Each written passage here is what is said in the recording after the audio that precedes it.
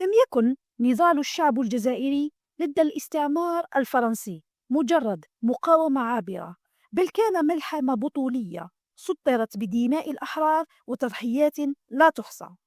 فقد واجه الجزائريون أبشع أنواع القمع والاستبداد، إلا أن إرادتهم ظلت صلبة وصوتهم مدويا في وجه الطغيان. كان الشمال القسنطيني أحد أهم معاقد الثورة الجزائرية، حيث اشتعلت شرارة الكفاح المسلح بقوة، وساهمت تضحياته في تغيير مسار الحرب ضد الاحتلال. ورغم ذلك لم ينل هذا الإقليم حقه من الإنصاف التاريخي الذي يستحقه. وسط هذه الملحمة برز خياط ماهر لم يكن مجرد صاحب إبرة وخيط، بل كان مهندسا بارعا للعمليات الفدائية، وذهنا متقدا يقود النضال في الخفاء. بذكائه الحاد وثقافته الواسعة استطاع أن يجعل من محله الصغير مركزا سريا للتخطيط، حيث حيكت فيه تفاصيل العمليات الجريئة التي زعزعت الاحتلال وأربكت حساباته. لم يكن دوره مقتصرا على الدعم اللوجستي، بل امتد ليكون جزءا فاعلا في تنظيم المقاومة داخل مدينة قسنطينة، مسخرا براعته في التمويه والتنسيق لتمكين الفدائيين من تنفيذ ضرباتهم بدقة متناهية. ولد الشهيد عبد المالك القيطوني في 5 ماي من سنة 1915 ببلدية القرارم، ولاية ميلا. كان من أسرة متواضعة انتقلت لاحقا إلى قسنطينة. بدأ حياته العملية كحلاق، ثم قرر تعلم مهنة الخياطة الراقية، وحصل على دبلوم في هذا المجال برفقة صديقه عبد الوهاب عيساوي. وتقاسم مع شريكه وصديقه عبد الوهاب عيساوي المدعو مصطفى محلا في المدينة القديمة، وآخر لاحقا بمدينة سكيكدا. كان عبد المالك جيتوني يتمتع بشخصية مرحة مبتسمة دائما، وهي الصفة التي رافقته حتى في أحلك الظروف. بعد سنوات من زواجه استدعي الشهيد عبد المالك كيتوني لأداء الخدمة العسكرية الإجبارية في صفوف الجيش الفرنسي أثناء الحرب العالمية الثانية، على غرار مئات الشبان الجزائريين.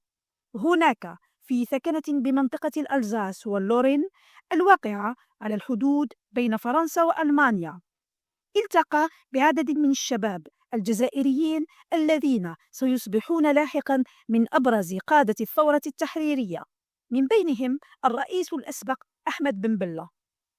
خلال تلك الفترة شكلت الاجتماعات الليلية السرية بين هؤلاء الشباب، كما روى المجاهد دعاس يحيوش، بداية وعي سياسي عميق. ناقشوا وضعية وطنهم المستعمر، وعبروا عن رفضهم للواقع الذي جعلهم يقاتلون في حرب لا تعنيهم سوى لخدمة مصالح عدوهم المشترك. عاد عبد المالك إلى وطنه وقد تغيرت نظرته للأمور بشكل جذري.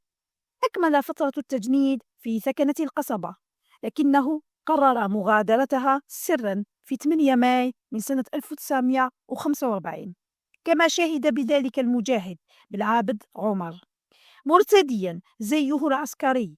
انضم إلى المظاهرات الشعبية التي اندلعت في ذلك اليوم، وكان من أوائل من رفعوا العلم الجزائري وهتفوا بصوت عال مطالبين باستقلال الوطن. عندما بدأت القوات الفرنسية تفريق المتظاهرين بالعنف، اضطر عبد المالك إلى الفرار باتجاه حي السويقة، حيث سلم العلم لأحد التجار. بعدها عاد إلى الثكنة، وقد عقد العزم على مواصلة النضال، مدركا أن الحرية لن تتحقق إلا بالتضحية والعمل الجاد حتى يتم تحرير شبر من أرض الجزائر. انضم الشهيد عبد المالك جيتوني إلى حزب الشعب الجزائري في نفس السنة، حيث شغل عدة مناصب وأدى مهام متنوعة، أبرزها نشر الوعي بين الجزائريين خصوصا في القرى والمداشر حول معاناتهم تحت هيمنة المستعمر الذي سلبهم حقوقهم وأرضهم وكرامتهم، وحثهم على النضال من أجل تحرير وطنهم. كان يستغل محل الخياط الخاص به لعقد اجتماعات سرية مع المناضلين. بعد عامين انضم إلى حركة انتظار الحريات الديمقراطية، ثم تم اختياره ليكون ضمن مؤسسي المنظمة السرية لويس، التي كانت النواة الأساسية لانطلاق ثورة نوفمبر المجيدة وجيش التحرير الوطني. في عام 1950 صار جبال الأوراس لأول مرة حسب شهادة المجاهد الخضر بن طوبال، وهناك وأثناء حفره ورفيقه خندقا أصيب بجروح بسيطة عندما سقط داخله، وعلق قائلا: ياسي الخضر، بدأنا نكتب الثورة بالدم. وعندما تأكد أن اسمه لم يدرج ضمن قائمة المطلوبين من قبل المستعمر آنذاك، قرر النزول من الجبل والعودة إلى منزله وأسرته ومحله ليواصل مسيرته النضالية على الصعيد السياسي. في عام 1955 تولى الشهيد عبد المالك قيطوني مهمة تنظيم الخلايا الثورية في قسنطينة، حيث كان يعقد لقاءات سرية مع عدد من رموز النضال، من أمثال ديدوش مراد، بالوسداد، عواطي مصطفى، ومحمد بوضياف وغيرهم. كانت هذه الاجتماعات تعقد في ورشته بحي الحدادين بهدف التشاور وتنسيق الجهود من أجل الثورة، كما تم تكليفه بجمع الاشتراكات والمساعدات المادية إلى جانب توفير الأدوية، العتاد والأسلحة لدعم المقاومة المسلحة، وفقا لمذكرات رفيق دربه عبد الوهاب عيساوي. كان الشهيد أيضا يتولى مهمة إخفاء وتهريب المجاهدين المطلوبين من قبل الاحتلال الفرنسي، فضلا عن خياطة الملابس الخاصة بالمجاهدين. يعتبر قيطوني أول أمين مال للثورة في المنطقة، ومسؤولا عن الاتصال بشبكة واسعة من الإطارات والشخصيات الفاعلة، وقد برع في بناء العلاقات بين المناضلين وتنسيق الخطط السياسية والعسكرية بنفس الدقة التي أتقن بها خياطة وتصميم البدلات الرجالية، وهي المهنة التي أحبها وأفنى جزءا من حياته فيها، لكنها انصهرت تماما مع واجبه الوطني.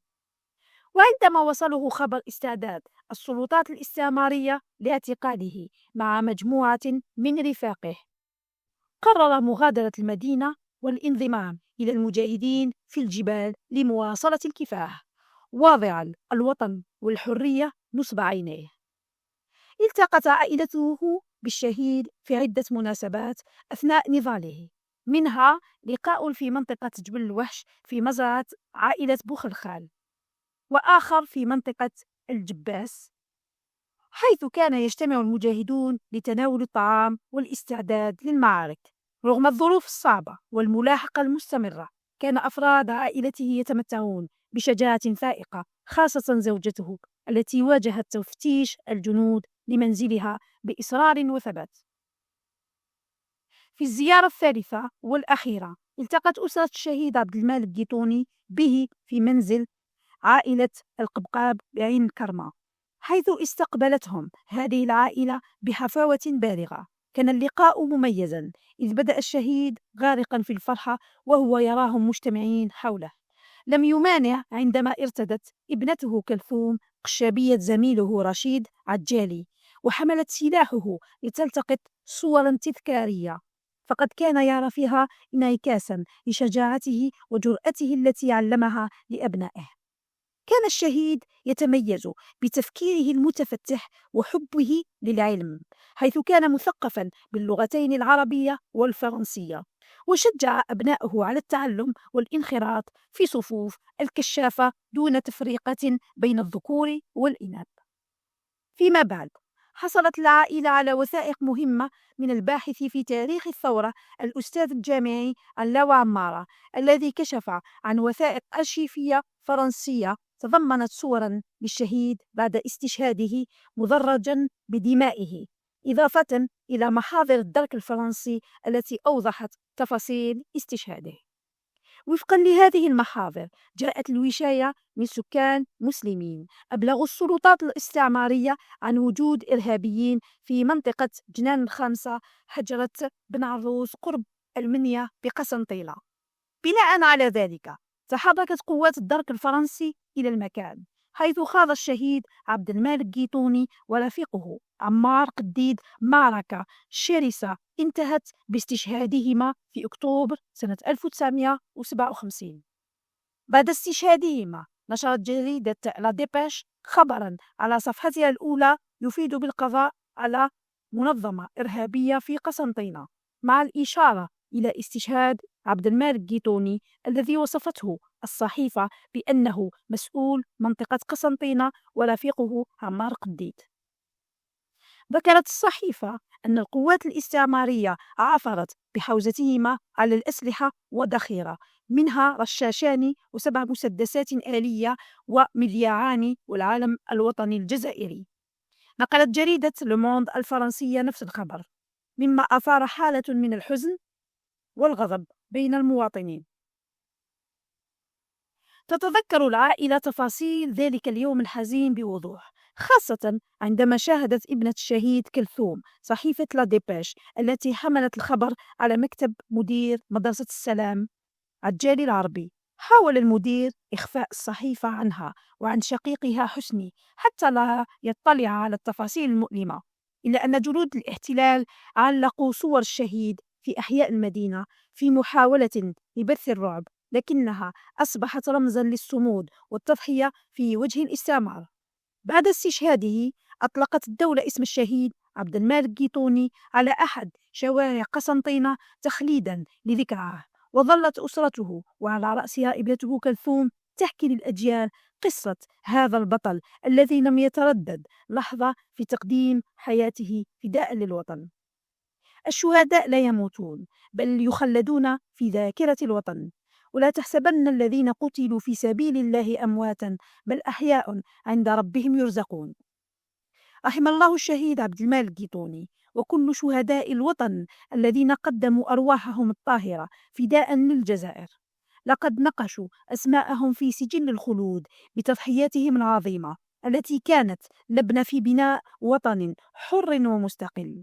لن ننسى شجاعتهم وبطولاتهم التي تبقى مصدرا لإلهام الأجيال القادمة. شكرا أيها الشهيد العظيم، فقد وهبت حياتك لتكون الجزائر حرة أبية. قصة عبد المالك جيتوني ليست مجرد حكاية فردية بل درس في النضال والوطنية لكل الأجيال. ومع ذلك من المؤسف أن تبقى تضحيات رجال ونساء عظماء ممن صنعوا مجد الجزائر وثورتها التحريرية طي النسيان، أو غير موثقة بما يكفي من صور وكتب ومقارير علمية. أبطال الشمال القسنطيني خاصة ومن كافة ربوع الوطن عامة كتبوا تاريخا من الشجاعة والفداء بدمائهم وأرواحهم، فكانوا الشعلة التي أضاءت طريق الحرية والاستقلال.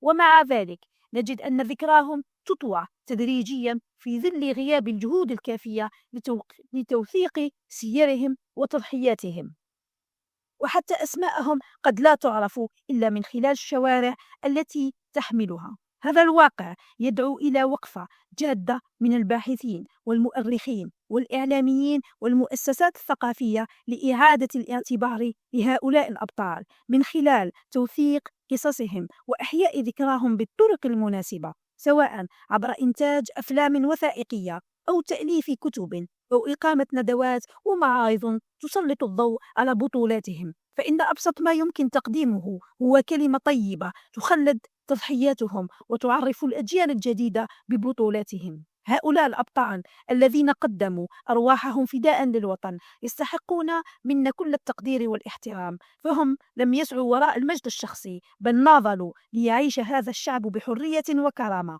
فلتكن ذكراهم حاضرة في وجداننا وأعمالنا، ونأمل أن تستمر جهود الباحثين والمهتمين في إبراز تلك البطولات الخالدة. فالتاريخ لا ينسى من صنعوه، ولكنه يحتاج لمن يكتب فصوله بأمانة ووفاء. المجد والخلود لشهدائنا الأبرار، وتحيا الجزائر.